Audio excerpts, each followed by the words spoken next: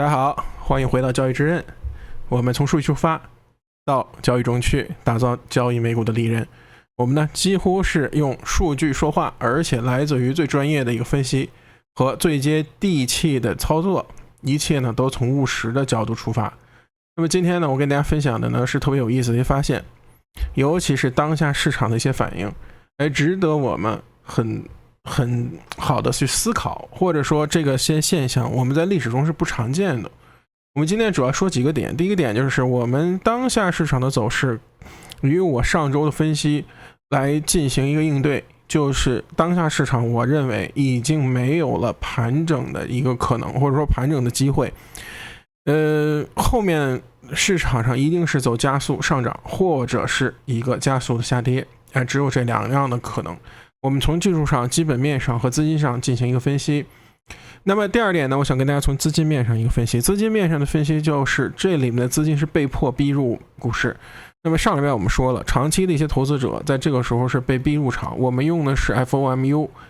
那么 FOMU 是什么呢？我在视频里面非常详细的解释了。我也看到了很多留言，还说我这拼错了，估计真的是也没看，自己上来就是具体我解释的地方，或者我也没给时间轴，你压根儿也没具体听到。那么这里面我们在数据上是可以看到的，就是资金的一个逼入。那么第三点我想跟大家说的是，当下市场跟宏观的数据已经彻底脱节，或者说跟宏观的经济数据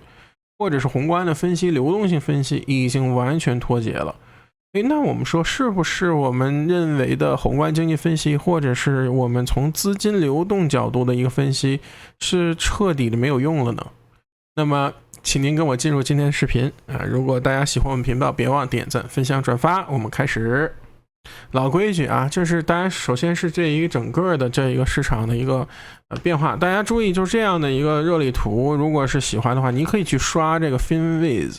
这个也可以在我们 Discord 里面，我弄了个新的机器人，它就定时1-2个小时就发一个这个纳斯达克和标普的。那么这样的一个图的话，我们可以看到跟上周相比是非常的不同。那上周的话，我们只看到几个大科技在场，那么这周尤其周五今天的这个走势是明显的资金进行了一个什么呢？就是一个切换，就是这些资金又改为去炒那些银行和低位的传产个股。那么整个这一周会发现最亮眼的是特斯拉那特斯拉作为整个大龙头，大家看挨个轮番涨了以后，特斯拉呢一直都没有动静。那么这礼拜特斯拉借助着一些消息，那么这个消息面的消息可以解读为就是非常利多。是什么利多呢？不是公司面利多，是政策面利多，也就是跟政治相关的消息，在这里面不做赘述。那么形成了炒作的一个理由。那么我们可以说，那么还有特斯拉的案例，我其实在上周的视频讲了之后，我在上周的也讲了，然后呢我在这周还更新了我卖出的点和收益。其实收益我是唯一一个没讲的，其实是翻倍出的。那么我们利用的就是说当下对于特斯拉它当时定价上的一个期权定价上的一个机会也不能叫错误，或者是机会，就是太便宜。然后呢再加上特斯拉对它股性的一个了解，做了一个中性的开仓，不是看涨或看跌，而是做一个单边，不是做单边，是双边的一个交易。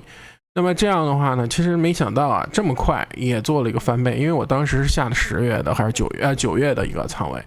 所以说这就是特斯拉股性，你了解它了以后所带来的一个特点。那么这样的话，我们可以说这礼拜的话是市场上出现了资金的一个切换。那么再回头看散户的一个情绪，你会非常惊讶的看到如此之强烈的一个走势，我们的大多数散户竟然还是一个空头的状态。也就是说市场现在这么拉，他们都没有 FOMO， 还都没有变成狂热。如果这样的环境继续的话，那只有继续拉涨。大家还记得我们在之前下跌的过程中，我们说带取筹码是怎么出来的吗？就是你割不割肉，就不停的问一个问题，你割肉不割肉？你说不割肉，它就继续跌。你再问你割不割肉，你说你不割肉，你就继续跌，直到有一天你再说不割肉也不行了，因为你的账户被 margin call 了，券商给你割了肉，或者说你实在受不了了。这点我们在去年12月的时候经历过特斯拉的这个走势，当时多么的惨烈，当时到了快100来块钱的时候，有多少人在那里喊50、20、15，那么现在的话，上涨的过程中也就变成同样的问题，你买不买啊？你说你不买，你现在是可以看到的一个情况是，我们的整个散户的情绪一直都不买。那有人说市场不是散户，而是整体上市场并不是说都是散户决定的。但我跟大家讲，市场上大多数基金它的表现行为模式跟散户一模一样，甚至于还不如散户，也就是追涨杀跌和什么呢？就是在恐惧中变得更恐惧，在贪婪中变得更贪婪。他们没有真正意义上说比我们专业多少。为什么？因为客户的情绪决定了基金经理的一些操作。因为除了巴菲特这种这么牛逼的可以完全不管别人怎么看，别人高兴不高兴的这种人以外，大多数情况下他不敢当空头，或者说不敢拿这个现金，因为就怕什么呢？客户不高兴。那么这个呢，故事呢就可以再多讲了。那么反过头来，我们就说散户的整个的指标仍然没有上去，没有进入贪婪。现在的空头呢仍然比这个多头还多，中性的呢还有特别多，所以这整体上距离贪婪还有非常大的一个距离。那么后面基金经理的这个指数的话，不仅在上涨的过程中他们的持仓没有上升，反而下降了，所以意味着这里面市场上在这3个信息上来看都是偏多的就是说你在这个地方只要是你不服，那么它就继续上涨的可能。好，那我们在多空分析上，那么我再看，我特意把上周的资金流入的数据呢没有删，我跟大家对比一下。那上周的话仍然是大量资金流入 money market， 然后这周也是仍然是有11个 billion， 然后呢 9.5 billion 去了 funds。 那么正好我的一个操作就是在这个 TLT 上卖 put，那么这礼拜呢基本收入就是这个就是资金还是进入了这个 bond， 但是现在的话资金少了。那这礼拜的一个特点，大家可以看到说，在连续6到7个周，或者说是3到4个月以后，资金全部流出股市之后，那么这一周的话资金是大量流入股市，而且是科技股已经形成了流入的这种疯狂的这么一个状态，来到历史最大。所以呢，这就是我的看到的一个观察的数据尤其是科技公司已经是历史最大。那么我们再来看看，对于牛来说，我们刚才讲了，就是 AI sentiment 也好，市场当下的情绪也好，也就是大多数散户在这个过程中仍然非常看空，也就是市场看空的情绪太多了。还有就是股票回购股票回购在这段时间仍然是支撑，而且是非常强烈的支撑。那么资金大量流入股市，刚才我讲了，还有就是资金在扎堆儿，同时我们的宽度也在恢复。那么说明什么？资金现在在这里还做了轮动，这都是牛市应有的现象。那么熊市的话，我们说资金扎堆儿，一会儿我们会分析到市场资金的集中度在99年最高。我可以来看一眼，就是这个礼拜 Sentiment Trader 上有一个研究，特别有意思。我们来看一看，那后面我们该如何去做。那第二点就是仍然是宏观上的信息衰退没有被计价，同时我们看到的这不赘述，这一周出现的大部分经济数据其实都是利空的，而且是比较强的利空，但市场上选择了无视，包括我们说 CTA 策略买入量衰竭，但是它继续涨，所以它只能继续买。宽度恶劣，宏观利空，资金大量流入 money market， 这是一个双刃剑。所以我们可以看到的话，当下市场中终于有资金进入了股市，也就是我们说可以说是 FOMO 也好或者说情绪过热也好开始有那个意思了。然后呢，我们要具体来看一看，就是从技术分析上和我们具体做的情况下，那么我们该如何去应对当下的这种市场。那么在这开始之前呢，如果大家觉得这样的分析其实是花很多时间的，如果您觉得对你有帮助的话，别忘了给我点赞哦。我们呢整个的现在不带我一个人玩，我们整个的公司的团队其实花了很多时间去给大家做科研，尤其找公司这些基本面上，我虽然特别明白这样做可能带不来流量和收入，但是我觉得这是一个正确的事，也是我特别想做的事情，就是走向更多的专业化的分析的这样一个思路，带给我们所有的散户朋友。好，那么我们开始分析，就是现在分析就是我刚才说的关于市场宽度，还有就是刚才我说 Sentiment Trader 关于市场上资金集中的历史一些表现。好，我们知道市场非常集中，那么 Sentiment Trader 在上周他做了一个特别好的分析，他讲到了就是I can't 就是这个标普的这个 cap weight index， 比如今年其实差不多10%，然后它 equal weight 是非常弱的。那么如果出现了这样的一个情况，那么到底这是一个顶部呢，还是个底部呢？他做了一个统计，大家可以看那个红点的地方，就是说cap equal weight， 然后呢就是 after equal weight 除以这个整个的 index， 然后呢 ratio declines 大于 8% 的情况下，那么往往呢大家可以看到有的时候有顶部也有底部，有顶部也有底部。那么就是说其实很好解释，就是当我们大幅下跌的时候，一般来说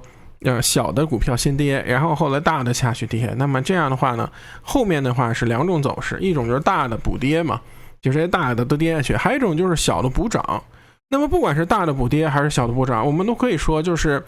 当下我们看到的 equal weight 这些小的，他们往往的表现会比大的好。如果要是我们看到这样的一个，大家注意看啊，如果我们看到是这样的一个分析的话，而且这个分析的胜率非常高，那么后面不管我们说是大跌，对吧？那我们后面说大跌也好或者说是一个小盘补涨或者小型股票补涨也好，我们其实都可以在当下市场中找到交易的机会。那么这个交易机会是什么呢？比如说我们知道大型的这些公司他们涨得非常多，那么我完全可以看出，比如说我们做一个比值，比如说我们可以看到 IWM， 比如说或者这样吧，或者就是 SPY 比上 RSP 的这样一个比值，对吧？好，那么这个比值现在来到了一个非常超买的一个程度，这是非常超买的一个程度。那么也就是标普它比它的平均要多了非常多，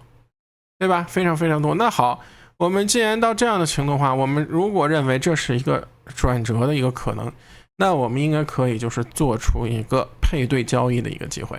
那么另外一点呢，我们可以看到就是 QQ 如果去对小盘，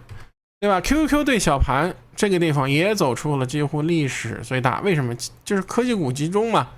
对吧？科技股集中的，那这里形成一个顶部结构，那么我们完全可以在这个位置上也找到一个类似于配对的一个机会。所以说后面的两种走势，要不然的话就是大盘狂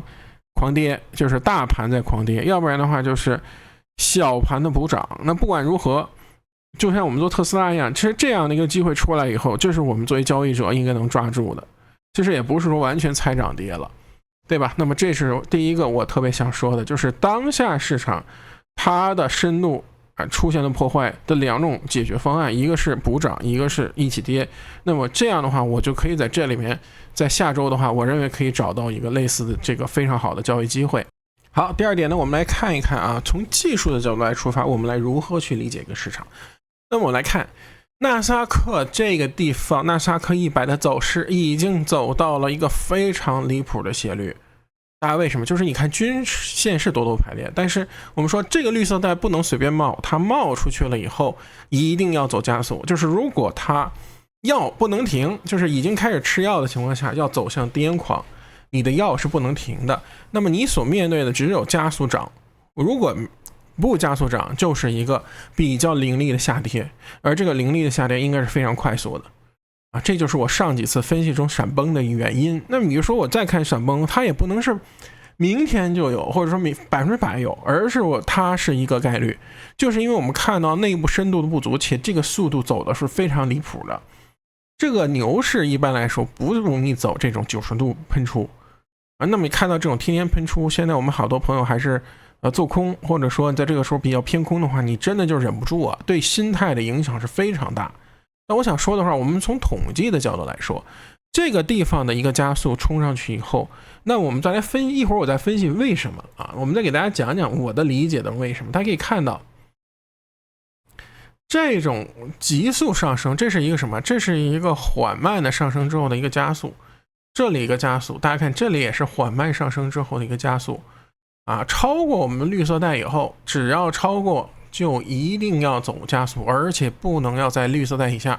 因为我们正常牛市大概会沿着这个均线慢慢往上退，然后一个回调慢慢往上退，但现在来说这里就是一个冲加速的这么一个过程。那么这一次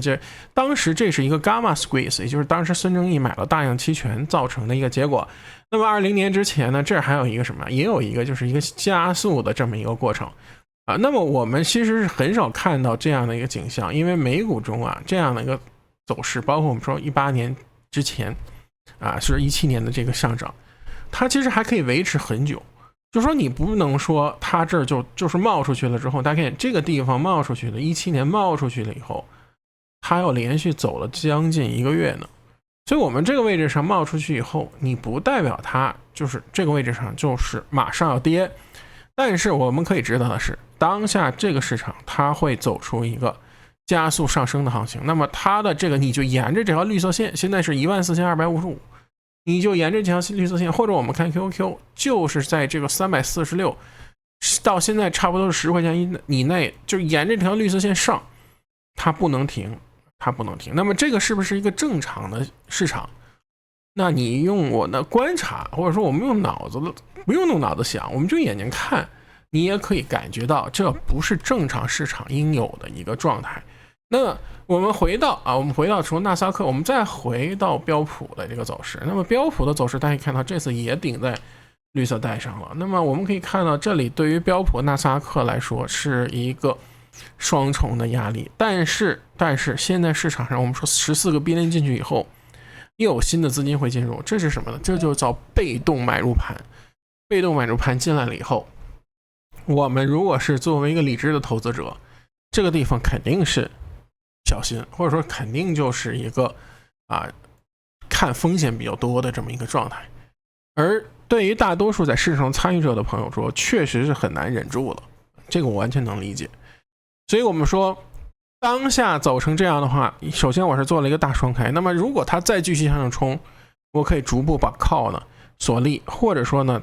call只要能涨得比较多，就开始逐步的进行一个调仓或者卖出，跟这个 put 的量差不多啊，我们说 premium 量差不多就好啊，这样慢慢调一个中性仓，让它涨到最后之后，如果是一个闪崩，这个地方走加速，后面往往都是尖顶了那么这个加顶出来之后就是有很多的这个 put 的机会换盈利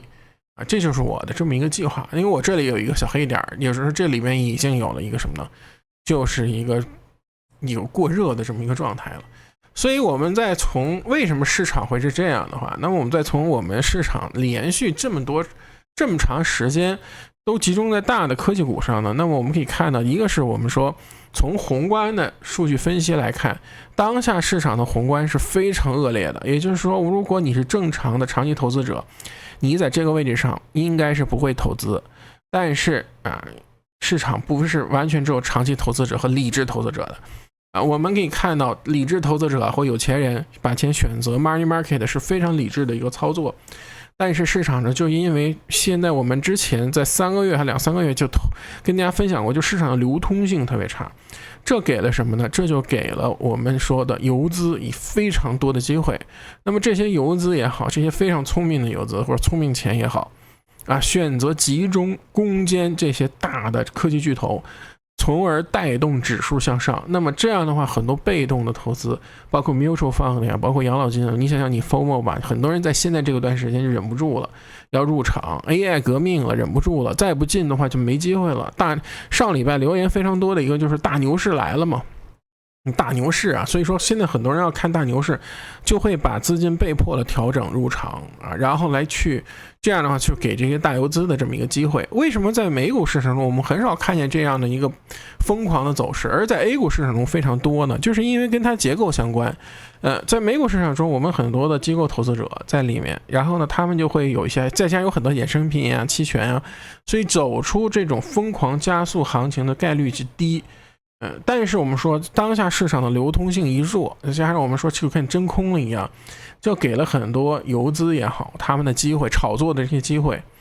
那么这样的话就会对于我们来说，市场会看到一个非常有意思的假象，就是很多朋友说看宏观或者说宏观的这种分析，资金的这个分析，你会发现非常的困惑，就是当下市场呢几乎所有的消息都是坏消息，不是因为屁股决定脑袋，就是说你看空然后你怎么看都空，而是说当下就是消息就是差你的流通就是差。但是只要这些大的资金游资或者说大的聪明钱在这里面集中打这些个股，它把指数报上去了以后呢，就会逼这些机构再进，那就会形成一个循环啊。这个循环什么时候会结束呢？就是什么时候这波炒作结束，他们出来把这个货呀都倒手给你，那么这个时候就是结束了。所以这是我们可以看到市场的这么一个现象。所以回到我们刚才分析，就 equal weight， 对吧 ？equal weight， 那么这个就是说就是当下标普的这个深度来讲，那么不管是最后一地鸡毛大科技下，还是这些小盘在这个上，那么他们应该最后是殊途同归的。所以这样的话，由于这两边他们的 gap， 也就是说他们中间差别太大，也是我们后面的一个我认为的一个交易机会。所以我们在下一周的一个计划的话，首先就是看中性的一个机会有没有，就是能不能看大盘的一个就是小盘补涨，还是就是我们说大家一起下，那么就这样的一个机会好了。所以呢，就是以我的经验来说，不管是经历过 A 股的还是美股的话，那么这样的加速行情到最后就没有什么机会说盘整了，就是盘整给你，对吧？就是以时间换空间。像我们说英伟达的话，它其实一段时间涨得非常多了以后，对吧？它就进行了一个盘整，像之前它可以盘整非常长的时间，像这样可以盘整非常长的时间，就是一个突破了以后，在下跌以后做非常长时间进行盘整。那么这样的资金环境，现在大家注意，盘整的资金环境在现在是不太允许的，或者说在当下市场你是很难找到这样盘整的一个资金环境了。所以对于我们现在的这个市场来说，我认为市场终究会回到它应有的状态，但是呢，游资的这波冲击还是非常猛烈的，所以不知道什么时候会结束。我现在说话呢也是不敢说，就是不敢把自己完全自己的想法去真实的表达，因为总会有观众他或者说听众，他会摘取你的一部分理解成他的样子，或者说有的这我都觉得不可思议。但是我还要说，这对于当下市场来说，这样的一个走势，你应该做好万全的应对之策，就是错了怎么办，而不是由感性或者说由你的一些情绪去主导你的一个交易。就是你再把我骂死，也没法把你账户变大，对吧？所以就是我想跟大家分享的就是这些。那么我们探讨了市场的深度，我们的交易策略，还有就是对于市场为什么会走成这样的一个分析，和我对未来市场仍然会回归理性的这么一个判断。那么至于你是怎么判断呢？可以留言咱们去讨论。那么这礼拜呢，我们就分析到这里，我们下次再见，拜拜。